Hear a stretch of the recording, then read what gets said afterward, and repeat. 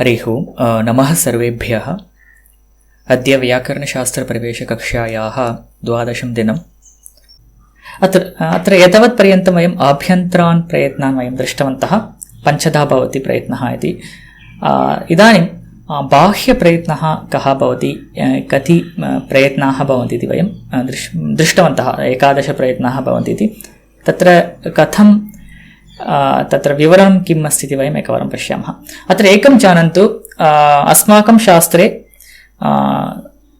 स्थानानां ज्ञानम् आवश्यकं, पुनः आभ्यन्तरप्रयत्नानां ज्ञानम् आवश्यकं, परन्तु बाह्यप्रयत्नानां ज्ञानं तावत् न आवश्यकम्। अतः बाह्यप्रयत्नानां विचारः महान् करणीयः इति नास्ति। तथापि वयं ज्ञास्यामः, क्वचित् तत्र बाह्यप्रयत्नानां प्रयोगः तत्र क्वचित् दृश्यते, परन्तु अधिकतया आभ्यन्तरप्रयत्नानामेव तत्र ज्ञानम् आवश्यकम्।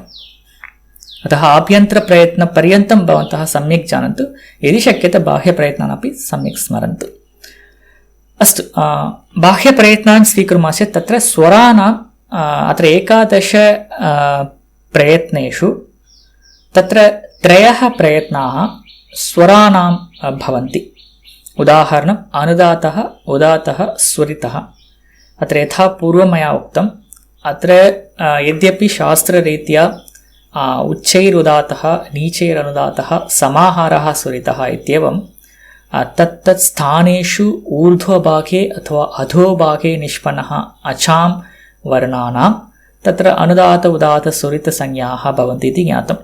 तत्तत् स्थानस्य अपेक्षया तत्र उच्चारणमयं यदि शृणुमः तदानीं तत्र नादधर्मविषयः अपि कश्चन श्रूयते। यथा पिच् डिफ्रेन्स् इति वदामः खलु, तदपि तत्र अनुदात उदात स्वरित उच्चारणप्रयत्नस्य भावः एव तत्र तादृश ध्वनिः अस्माभिः श्रूयते। तर्हि तादृशध्वनिनिमित्तं तत्र कश्चन प्रयत्नः काकुलके अस्माभिः क्रियते। So there will be some effort which is made in the vocal cords region to produce the exact anudata and udata and swarita sounds, and such a prayatna they are actually called as anudatah prayatnah, udatah prayatnah, swaritah prayatnah. Te prayatnah swaranam eva bhavanti.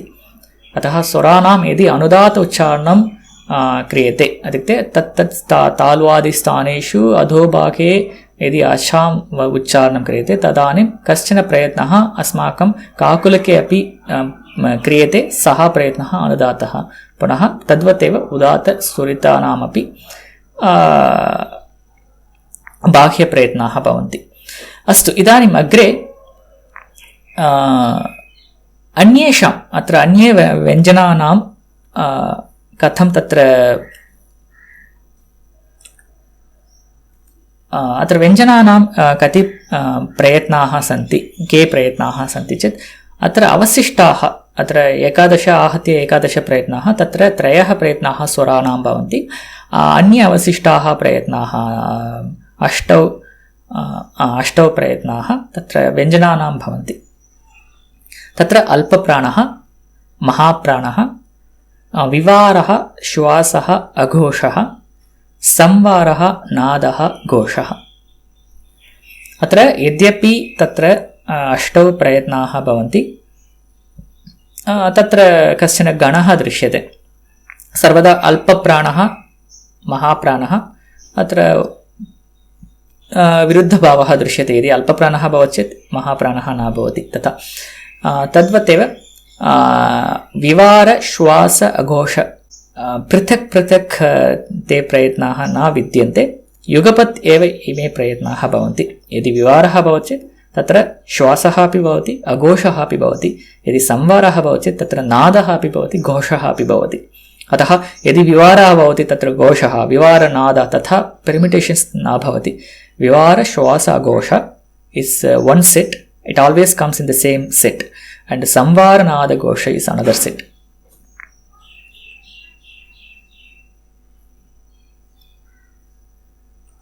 अस्तु, प्रायशः वयं जानीमः अल्पप्राणाः के भवन्ति, महाप्राणाः के भवन्ति। परन्तु तत्र विवारश्वास अघोषविषये वयं पश्यामः। तत्र तथा पूर्वं एतत् सम्यक् ज्ञातुं मया तत्र किञ्चित् भिन्नरीत्या तत्र वर्णानाम् उपस्थापनं कृतं वर्तते. एकवारं पश्यामः. अत्र वर्गीयव्यञ्जनानि इमानि सन्ति. क ख ग घ ङ इत्यतः प फ ब ब म इत्यावत् 25 वर्गीयव्यञ्जनानि सन्ति. ततः अधः एव, तस्मात् अधः तत्र मया अन्यानि व्यञ्जनानि अपि अत्र योजितानि. यथा श ष स इमे वर्णाः ख छ ठ थ फ इत्यस्मात् अधः श ष स इमानि व्यञ्जनानि योजितानि. पुनः य व र ल अथवा य व ल र इमे अन्तस्थाः वर्णाः ग ज ड द ब इत्यस्मात् अधः मया योजिताः. पुनः हकारः पुनः अत्र योजितः अस्ति. घ झ ढ ध भ ह एवं मया तत्र वर्गीकृतं वर्तते. किमर्थम् इति चेत् तत्र बाह्यप्रयत्नानां सम्यक् अवगन्तुम् एतादृशविभागः नो चेत् एतादृशव्यवस्थापनम् आवश्यकं भवति. इदानीम् अल्पप्राणः इति चेत् हरितवर्णाः ये सन्ति ते अल्पप्राणाः. वर्गीयव्यञ्जनेषु प्रथमाः, तृतीयाः, पञ्चमाः तथा अन्तस्थाः एते वर्णाः अल्पप्राणाः. अस्तु, अत्र अवशिष्टाः वर्णाः महाप्राणाः. उदाहरणं वर्गीयव्यञ्जनेषु द्वितीयाः तथा चतुर्थाः इमे वर्णाः तथा श ष स ह इत्युक्ते ऊष्मणाः वर्णाः. एते वर्णाः महाप्राणाः भवन्ति. अत्र अल्पप्राण-महाप्राणभेदः कः इति चेत् अल्पप्राणः इत्युक्ते नाम्ना एव ज्ञायते. तस्य वर्ण उच्चारणे प्राणः अल्पः भवति. अत्र प्राणः न वायोः प्रेरणं तत्र अल्पं स्वल्पं भवति इति अर्थः. महाप्राणः इत्युक्ते वायोः प्रेरणम् अधिकं भवति. अत्र क ख इत्यत्र कः व्यत्यासः इत्युक्ते द्वित्रापि स्थानं समानं वर्तते. आभ्यन्तरप्रयत्नः स्पृष्टः वर्तते. तथापि कः भेदः इति चेत् तत्र अल्पप्राणः, अत्र प्राणभेदः वर्तते. क इत्यत्र अत्र स्वल्पः वायुः तत्र प्रेरितः भवति. ख इत्यत्र अधिकः वायुः अस्माभिः प्रयुज्यते. क ख ततः तद्वत् च छ ट ठ त थ प फ इति. पुनः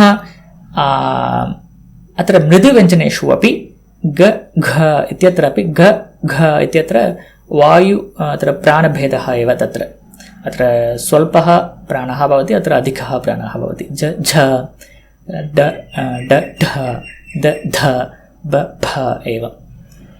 पुनः ङ ङ न न म एषां वर्णानाम् उच्चारणे पुनः अल्पप्राणः एव भवति.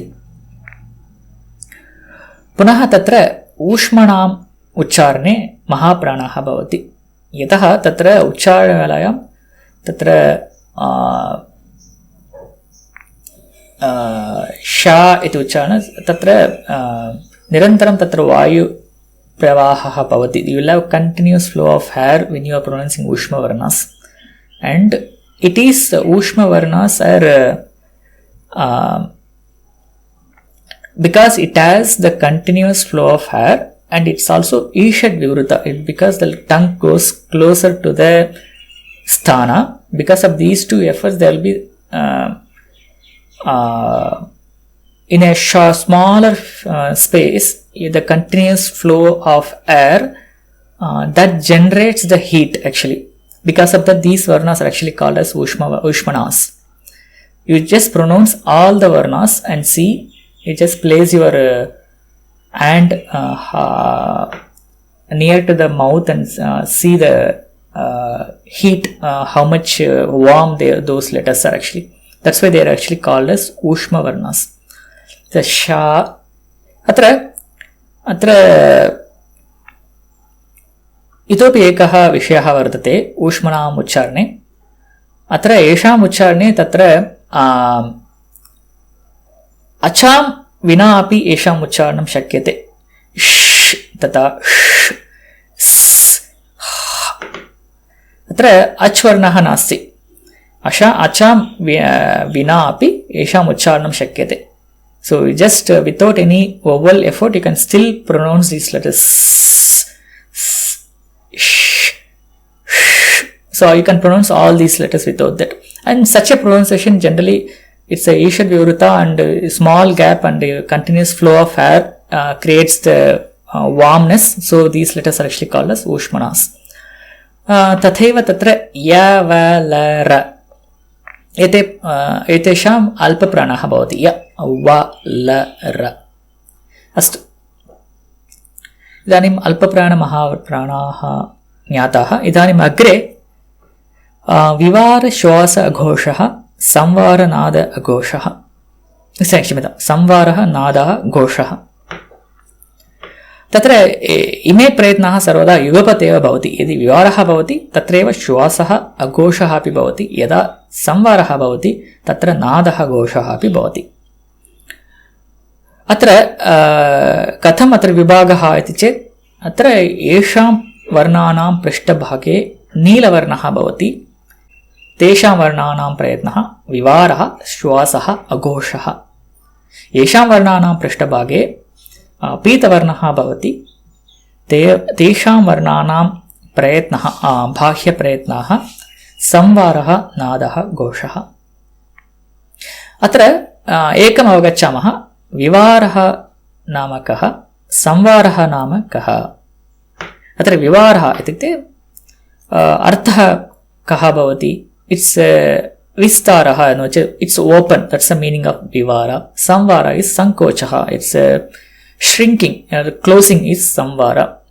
So open and close, that's the actual meaning of this. So atra kasya vivaraha kasya samvaraha iti chet tatra bahya prayatnah iti chet kakulake vidyamanah prayatnah. Atah kakulaka atra kakulaka pradeshasya vivaraha samvaraha. So basically the opening or closing of the two vocal cords, that's what we call it as vivara and samvara. So when you say samvara, it's not complete closing of two vocal cords, then the air cannot flow, it cannot make any sound, but it's comparatively closer than vivara. That's what we have to understand. It's we are trying to squeeze the vocal cords, that is samvara. We are trying to open the keep the vocal cords away, that is vivara. If the two vocal cords are too very closely closed, for example, if there is a samvara, if it is very close, then the hair should come forcefully out. It cannot come that freely, so it has to come out with some friction. So that generates some sound that is called nada. And at the same time, there will be some vibration when the hair comes forcefully outside in the closed vocal cords. There will be some kind of vibration in the vocal cords, that is called Ghosha. Okay. Similarly, when the vocal cords are open, there is no obstruction in the hair flow. So the hair flows very freely without any friction. So such a flow is actually called Shwasa. The regular Shwasa what we get, we will not have any sound for that. Of course, we will have minute, but no audible sound. That's Shwasa. Aghosha. As there is no obstruction, there will not be any vibration, so it's aghosha. So that's the definition of this.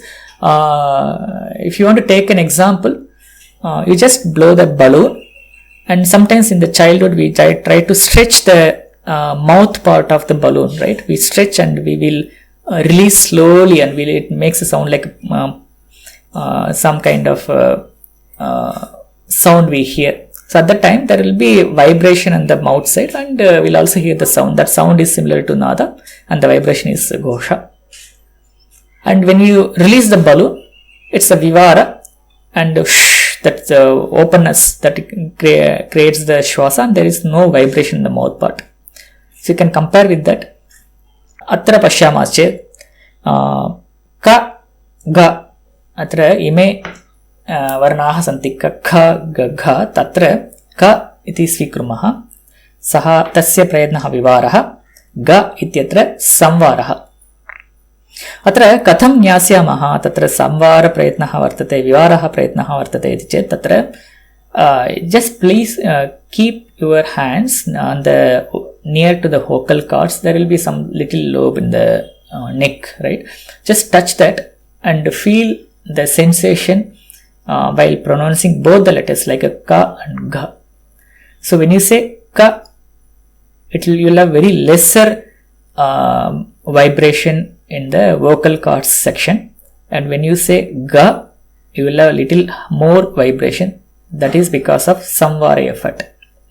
So because of samvara effort, we hear the nada, and that nada and ghosha you can actually sense in the vocal cords region. And if you want to really sense the nada portion, you can actually close your ears with 2 fingers and try pronouncing ka and gha. There will be some additional kind of noise or similar to noise you will hear the background sound, that is nada. And ghosha is the vibration that you sense in the vocal cord region is ghosha. Astu. So you can just do this exercise offline, so you will be able to find the difference there.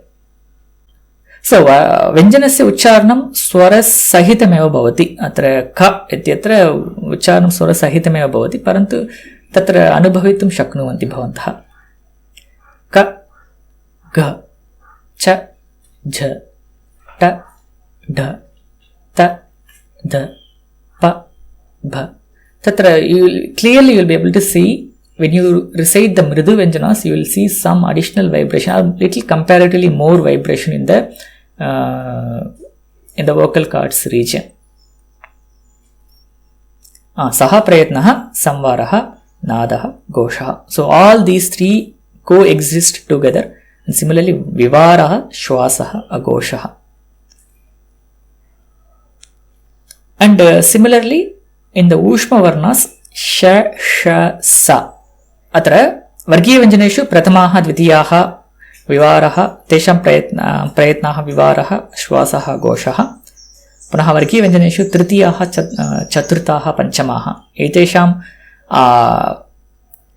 प्रयत्नाः संवारः नादः घोषः. तद्वतेव ऊष्मणां श ष स तत्र विवारः, पुनः ह इत्यत्र संवारः, पुनः य व ल र तत्र संवारः.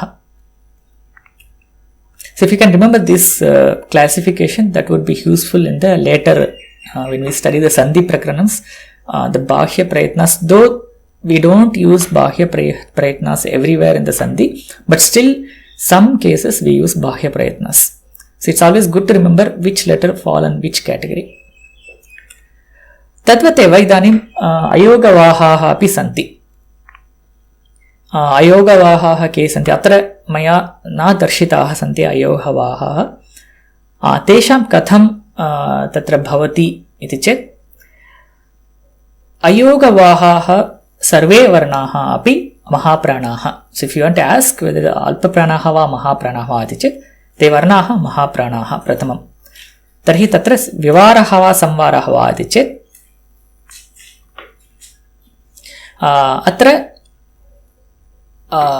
विसर्गः तत्तुल्यः, विसर्गः तथा उपध्मानीयः जिह्वामूल्यः. अत्र उपध्मानीयः जिह्वामूल्यः विसर्गस्य स्थाने इमौ वर्णौ भवतः. अतः एतेषां विसर्गः विसर्गतुल्याः, एतेषां विवारः श्वासः घोषः प्रयत्नाः भवन्ति. स विसर्गस्य विवारः श्वासः अघोषः. पुनः अनुस्वारस्य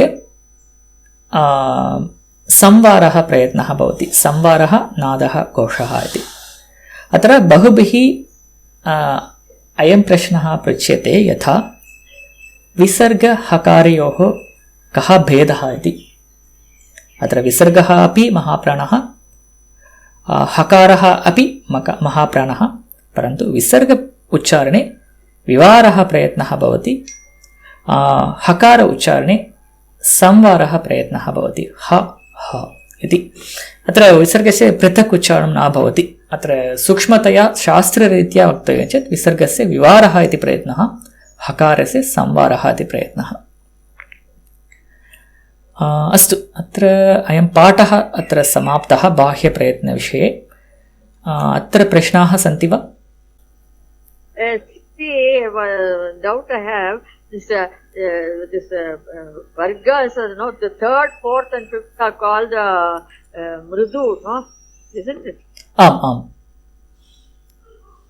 Okay, so mrudu actually, what I had understood so far was that it's supposed to be soft compared to the other two. The other two are little hard, these two are soft. If it is mrudu, then how can we say Ghosha? Ghosha means more vibration, no? If it is soft, there should be less vibration, isn't it? Yeah, that's right. But the classification. I may be wrong. Please correct me. No, you are right. Actually, we generally call it as these two are actually hard vowels and these three are actually soft vowels.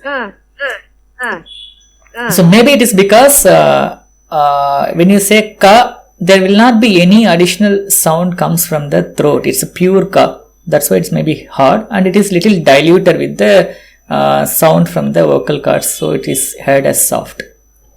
So you can classify that way. But here generally it's called soft and hard in the regular, in beginner course, that's what we hear. And this is a technical definition of that actually. Why we call it as, why we have what kind of differentiation here. And similarly, these vowels sometimes in English it is also called as voiced and unvoiced consonants. What you see, the hard consonant, they are actually called as unvoiced. Hard and soft consonants. Yes. Hard is actually called as unvoiced. And this is voiced. Of course, the voiced because there is a nada portion here, so we call it as voiced consonants. These are all. Ayoga vahama. Samvaraha madhye bhavati. Aha vivaraha iti. Katam vedaha bhavati. Both are mahapranam. Okay, let me just summarize. I am hearing bits and pieces, so let me summarize that. All the ayoha vahas are mahapranas, first thing. And second thing is, anuswara falls in the samvara category. You can just remember samvara has anuswara in it, so it's anuswara falls in that samvara category. And visarga and all variations of visarga falls in vivara category. Vivara starts with V, visarga, you can remember that way. This is a higher level classification there. Vivaraha, Shwasaha, Ghoshaha, then Samvaraha, Nadaha, Ghoshaha. Once again, what is the difference between like Shwasaha, Nadaha, Ghoshaha, Ghosha, I could understand it. But that Shwasaha, Nadaha, what is the exact difference between? No, Samvara is a closing, or Vivara is open. Open is Vivara, and Samvara is closed. So what we are talking about vocal cords open and closed. Shwasa is when the vocal cords are open, the hair flows very freely and there will not be any obstruction. It doesn't make any sound. So such a flow is actually called Shwasa. And when hair moves in a closed vocal cords, it creates a sound.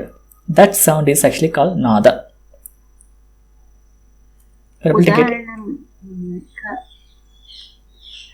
can no. You just close your ears and pronounce both ka and gha.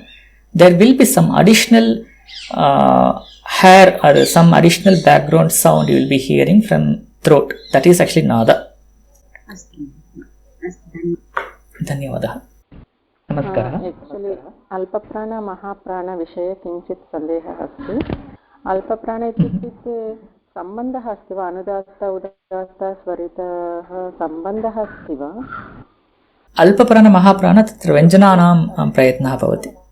क plus आ क किल, तत्र स्वरितः अस्ति चेत् अल्पप्राण उदात्तः अस्ति चेत् महाप्राण तदस्ति.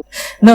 There will be different, altogether different. There is no prana like alpa or mahaprana when you pronounce the swaras.